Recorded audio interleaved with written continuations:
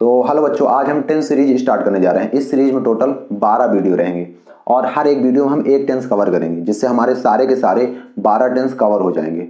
और इन वीडियोज में हम थोड़ा कोशिश करेंगे कि जिसको बहुत ज़्यादा इंग्लिश नहीं आती है या तो जिसको बहुत ज़्यादा इंग्लिश का नॉलेज नहीं है, कोई बेसिक लेवल से सीखना चाहता है, तो वो भी जो है हमारे इस सीरीज को देख सकता है और देख करके टेंस का सारा नॉलेज ले सकता है। और इसमें उसको पूरी तरह से टेंस समझ में आ जाएगा कि कैसे टेंस बनाना है, क्या ऑब्जेक्ट होता है, क्या सब्जेक्ट होता है, कैसे उसको पहचानते हैं और कैसे हम क्या हेल्पिंग वर्ब लगाते हैं। ये सारी चीज़ें इसमें जो है समझा दी जाएंगी। तो आज हमारे इस सीरीज का पहला वीडियो है।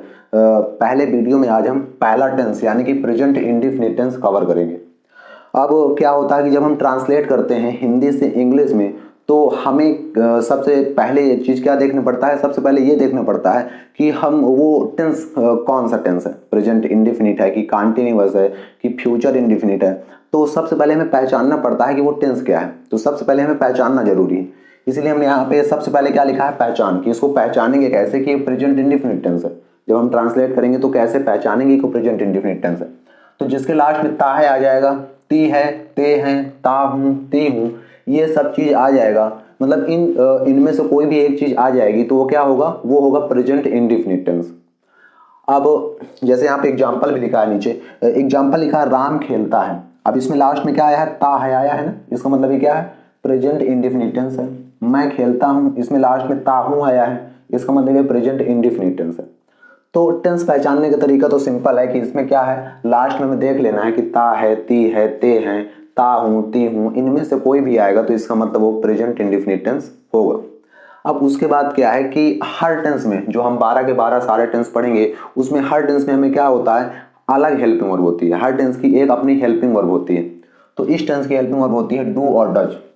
अब कहाँ पे डू लगेगा, कहाँ पे डज लगेगा, ये हम आगे डिस्कस करेंगे, क्योंकि अभी हमें डू और डज लगाने की जरूरत नहीं है, क्योंकि अभी हम क्या पढ़ेंगे, अफर्मेटिव सेंटेंस। तो हम देख लेते हैं कि अब टेंस की तो बात हो गई, उसके बाद टेंस हम पढ़ेंगे कैसे। हर टेंस को हम 4 टुकड़ों में तोड़कर पढ़ेंगे, यानी कि हर टेंस को समझने के लिए हमें 4 सेंटेंस पढ़ने पड़ते हैं। सबसे पहला सेंटेंस होता है अफर्मेटिव सेंटेंस, ये अफर्मेटिव सेंटेंस है। उसके बाद होता है निगेटिव सेंटेंस, और होता है फर्स्ट इंट्रोगेटिव सेंटेंस और सेकंड इंट्रोगेटिव सेंटेंस। तो ये जो टेंस है वो अलग चीज है, सेंटेंस अलग चीज है। टेंस का मतलब हम पहचान जाएंगे कि लास्ट में ता है, ती है, आया है।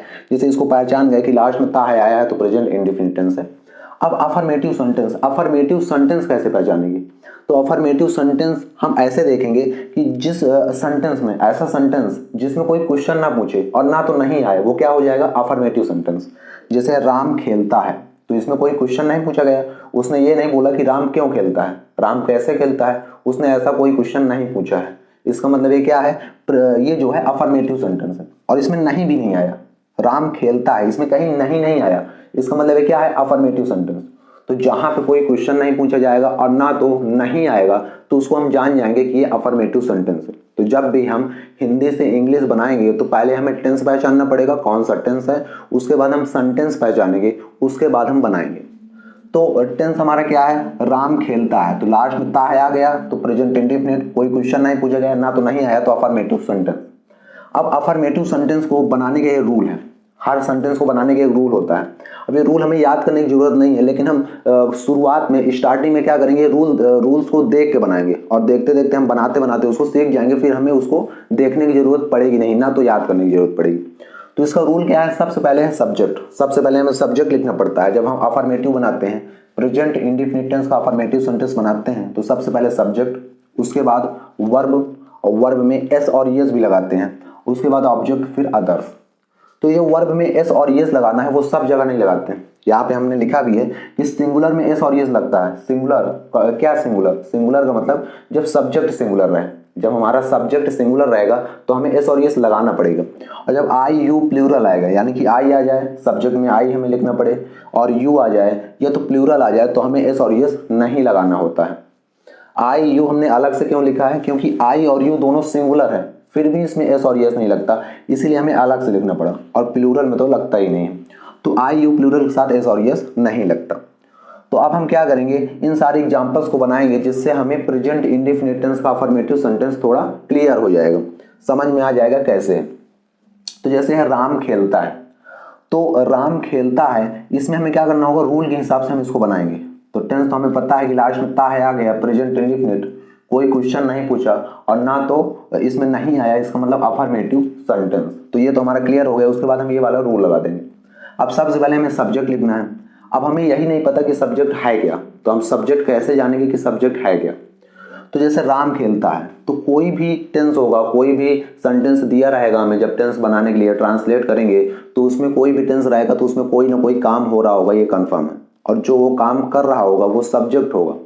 तो यहाँ पे राम खेलता है, तो यहाँ पे क्या हो रहा है, खेलने का काम हो रहा है। और खेलने का काम कर कौन रहा है, राम। तो यानी कि सब्जेक्ट क्या है, राम। तो हमें सबसे पहले यहाँ पे राम लिखना होगा, तो हमने लिख दिया राम। उसके बाद क्या है, वर्ब प्लस करके, वर्ब में एस और एस लगा है। इसका मतलब हम रूल देखते जाएंगे, बनाते जाएंगे। सबसे पहले हमने सब्जेक्ट लिखा, प्लस करके वर्ब लिखा, यानी कि हम इसमें वर्ब लिख देंगे।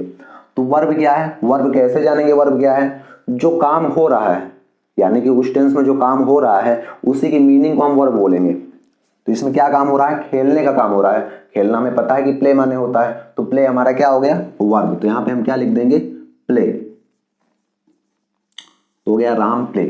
अब इसके बाद यहाँ पे कहा है कि वर्ब में एस और एस भी लगाना है। तो हमें पहले देखना पड़ेगा कि जो हमारा सब्जेक्ट है वो सिंगुलर है या प्लूरल है। तो हमारा सब्जेक्ट क्या है, राम। हमें पता है कि राम एक लोग है, इसका मतलब ये सिंगुलर है। तो सिंगुलर में हमें पता है कि एस और एस लगता है, यानी कि यहाँ पे हमें एस और एस लगाना पड़ेगा। कहीं कहीं एस लगता है, कहीं कहीं ई एस लगता है। तो प्ले में क्या हो जाएगा, प्ले में हमें एस लगाना पड़ेगा, तो ये हो जाएगा राम प्लेज। उसके बाद ऑब्जेक्ट, फिर अदर्स। तो इसमें कोई ऑब्जेक्ट नहीं है, कोई अदर्स नहीं है। अभी हमने केवल सब्जेक्ट और वर्ब तक लिया है, ऐसे हम आगे करके देखते जाएंगे, फिर ऑब्जेक्ट भी लेंगे, अदर्स भी लेंगे। तो इसमें केवल सब्जेक्ट लिखना था, वर्ब लिखना था, यानी कि राम प्लेज। तो राम प्लेज मतलब खेलता है, तो खत्म। ये सेंटेंस जो है हमारा कंप्लीट हो गया। इसके बाद नेक्स्ट है, नेक्स्ट एग्जांपल है, राम क्रिकेट खेलता है। तो इसमें आ गया राम क्रिकेट खेलता है, मतलब राम खेलता है वही चीज है, केवल थोड़ा सा एक चीज बढ़ गया है, क्या, क्रिकेट। तो हम देखेंगे इसको कैसे बनाएंगे। तो सबसे पहले हमें वही रूल लगाना है, सब्जेक्ट। सब्जेक्ट का मतलब जो काम कर रहा है, खेलने का काम कौन कर रहा है, राम। इसका मतलब राम क्या है, सब्जेक्ट है, तो हमने इसको सब्जेक्ट लिख दिया, राम। उसके बाद क्या है, वर्ब में एस और एस लगाना है। इसका मतलब हम वर्ब कैसे पहचानेंगे, जो काम हो रहा है वो वर्ब है, जो काम हो रहा है उसकी मीनिंग को हम वर्ब बोलेंगे। तो खेलता है, खेलने का काम हो रहा है, तो खेलना क्या है, वर्ब। तो हम क्या लिखेंगे, इसमें लिख देंगे प्ले, राम प्ले। उसके बाद यहाँ पे लिखा कि वर्ब में एस और एस भी लगता है, तो उसको हम फिर से देखेंगे कि ये सिंगुलर के प्लूरल। तो हमें पता है कि राम क्या है, सिंगुलर है, अभी हमने ऊपर देखा, तो इसमें एस और एस लगाना पड़ेगा। तो यहाँ पे हो जाएगा एस।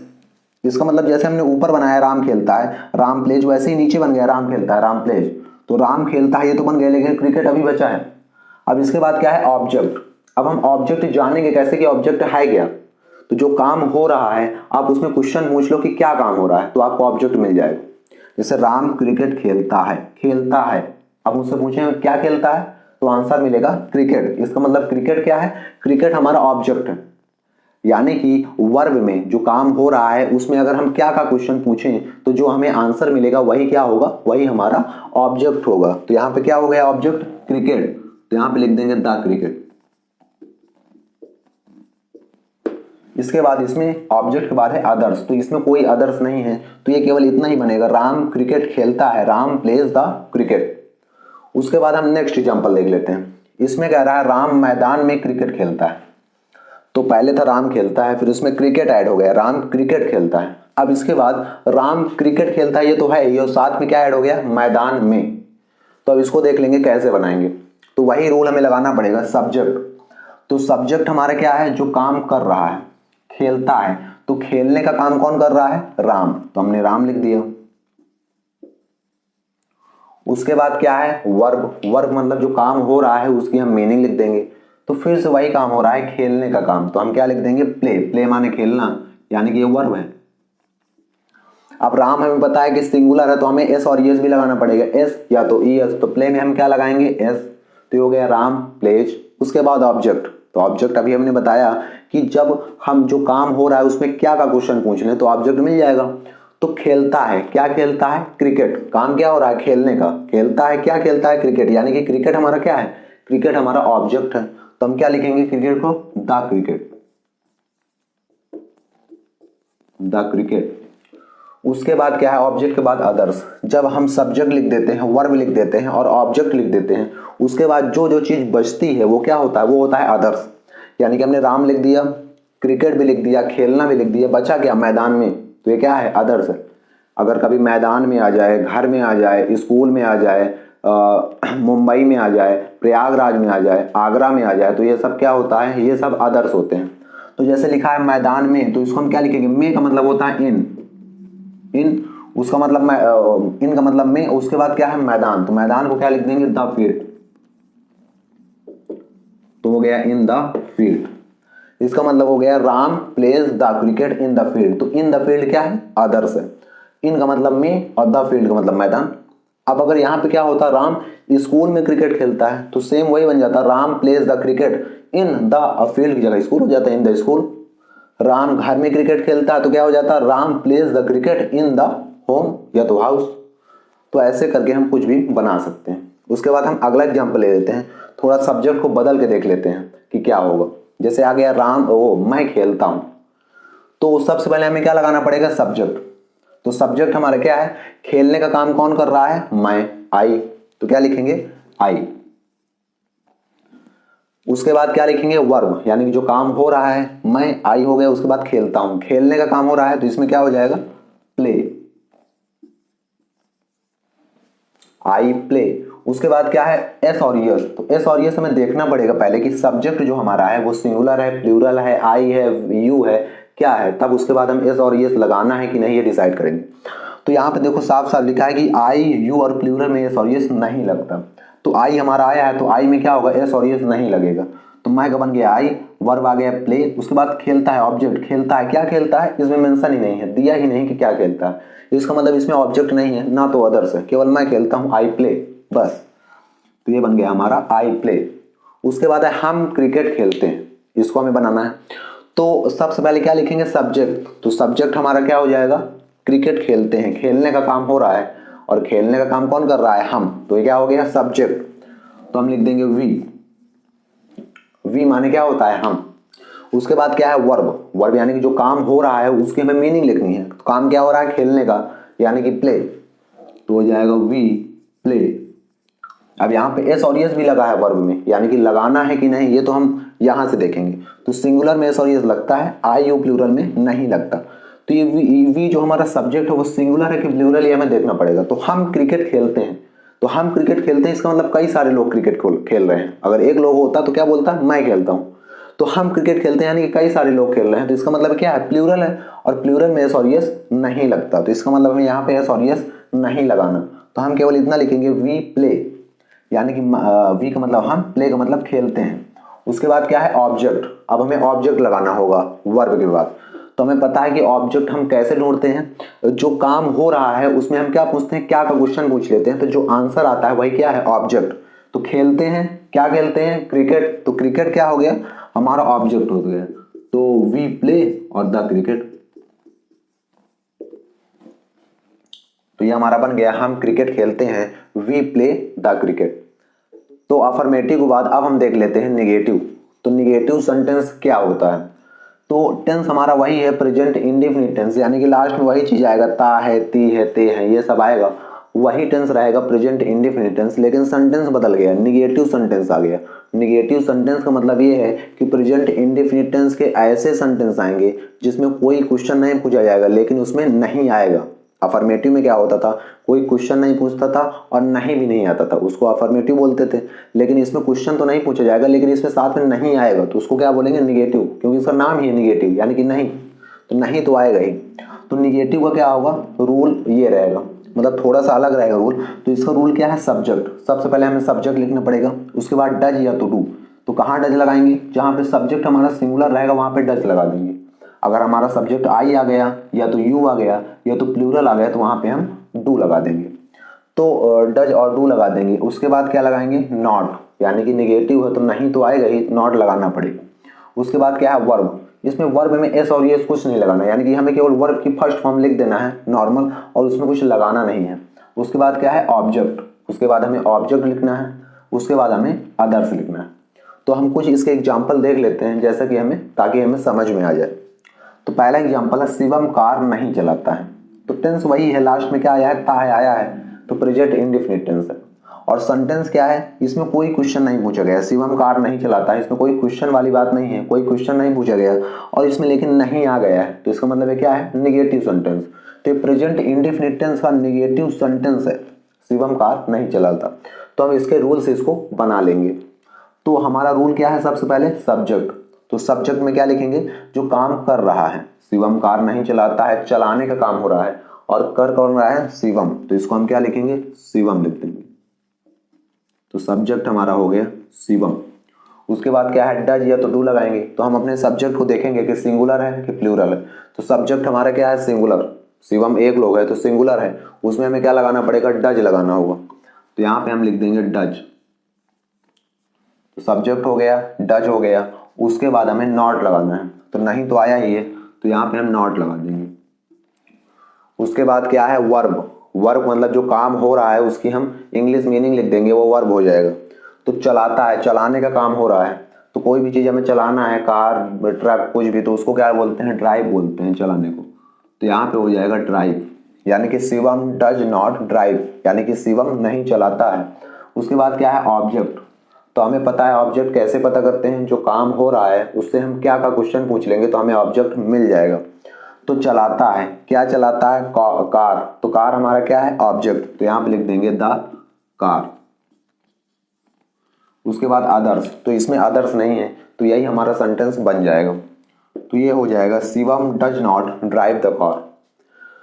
उसके बाद दूसरा एग्जांपल है, शिवम आगरा में कार नहीं चलाता है। तो वही सेंटेंस सेम टू सेम है, केवल क्या हो गया, आगरा में बस आ गया, बाकी सेंटेंस वही है, शिवम आगरा में कार नहीं चलाता। तो इसको भी इस रूल से हम बना लेते हैं।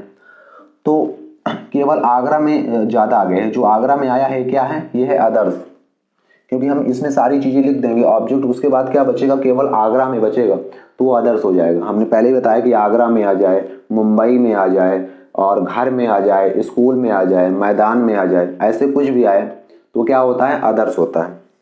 तो इसमें हम क्या लिखेंगे, सबसे पहले सब्जेक्ट। तो चलाने का काम कौन कर रहा है, शिवम, तो जो काम करेगा वो क्या होगा, सब्जेक्ट होता है, तो यहाँ पे हो जाएगा शिवम।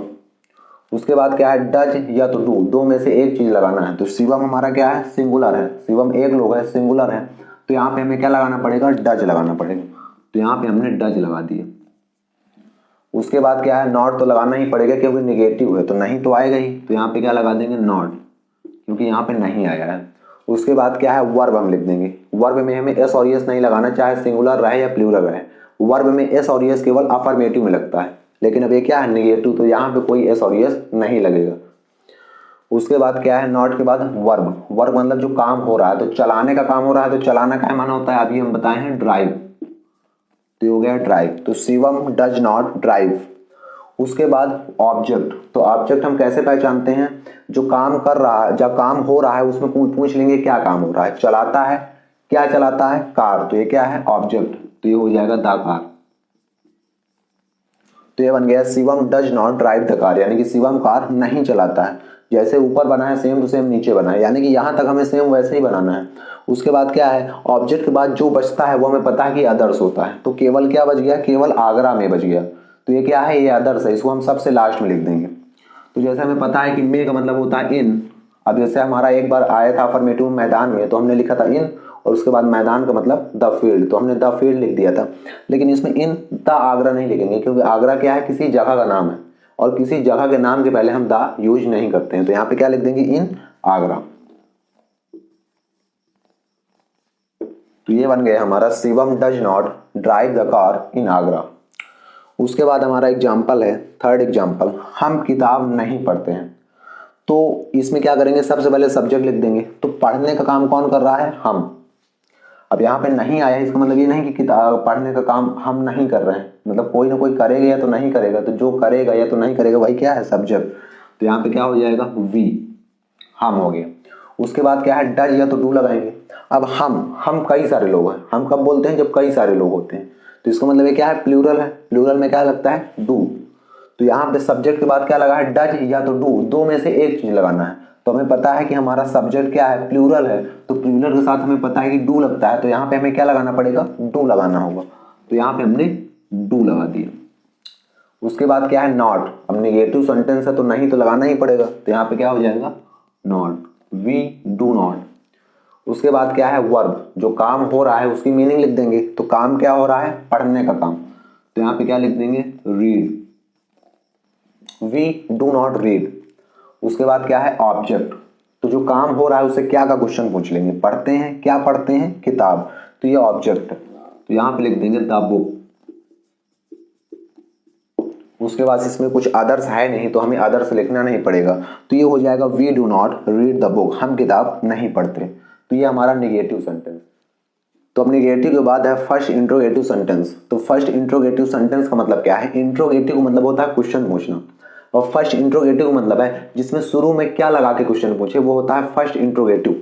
जैसे यहाँ पे आया है क्या अमन टीवी नहीं देखता है, तो लास्ट में ता है आया है, तो प्रेजेंट इंडेफिनिट टेंस तो है, टेंस तो क्योंकि वही चल रहा है। और क्या है इसमें शुरू में क्या लगा के क्वेश्चन पूछ लिया, क्या अमन टीवी नहीं देखता है, तो इसमें क्या हो गया, क्वेश्चन पूछ रहा है और शुरू में क्या लगाकर क्वेश्चन पूछ रहा है, इसका मतलब ये क्या है, फर्स्ट इंट्रोगेटिव है। तो फर्स्ट इंट्रोगेटिव में क्या होता है, शुरू में क्या लगाकर क्वेश्चन पूछता है, तो इसका रूल ये है। तो जैसे हमने निगेटिव का रूल पढ़ा था, सेम टू सेम वही रूल फर्स्ट इंट्रोगेटिव में है, केवल थोड़ा सा अंतर क्या है कि जो डज और डू हम सब्जेक्ट के बाद लगाते थे वो अब सब्जेक्ट के पहले लग जाएगा बस, यानी कि हमें केवल हेल्पिंग वर्ब आगे रख देना है, बाकी सारी चीजें वही है निगेटिव जैसी। तो हम क्या करेंगे, सबसे पहले डू और डज लगाते हैं। तो हम इन दो एग्जाम्पल को बनाकर देख लेते हैं कि इनको हम कैसे ट्रांसलेट करेंगे। तो सबसे पहला एग्जाम्पल है क्या अमन टीवी नहीं देखता है। तो इसमें सेंटेंस हम पहचानेंगे तो लास्ट में ता आया है, प्रेजेंट इंडेफिनिट टेंस, और शुरू में क्या लगाकर क्वेश्चन पूछ लिया, तो फर्स्ट इंट्रोगेटिव सेंटेंस। तो रूल में क्या है, सबसे पहले हमें डू या तो डज लगाना है।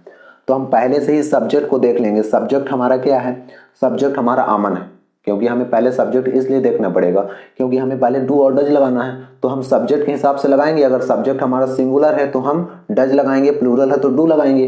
तो सब्जेक्ट हमारा क्या है, अमन, तो अमन क्या है, सिंगुलर, अमन एक आदमी है, तो हम सिंगुलर के साथ क्या लगाते हैं, डज, तो यानी कि हमें डज लगाना पड़ेगा। तो हम पहले से सब्जेक्ट के हिसाब से क्या लगाएंगे, लगा देंगे यहाँ पे हेल्पिंग वर्ब, तो यहाँ पे क्या हो जाएगा, डज, तो हो गया डज। उसके बाद क्या है, सब्जेक्ट। तो सब्जेक्ट हमारा क्या है, पहले से पता है अमन, क्योंकि देखने का काम कौन कर रहा है, अमन, तो यहाँ पे लिख देंगे अमन, डज अमन। उसके बाद क्या है, नॉट। अब हो सकता है कभी फर्स्ट इंट्रोगेटिव में नॉट आए, कभी नहीं ना आए। नॉट का मतलब क्या, नहीं ना आए।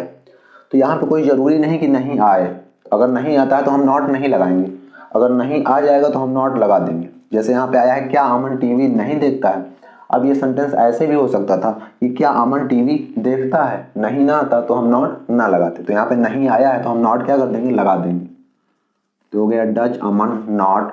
उसके बाद क्या है, वर्ब। वर्ब यानी कि जो काम हो रहा है उसकी हमें मीनिंग लिखनी है।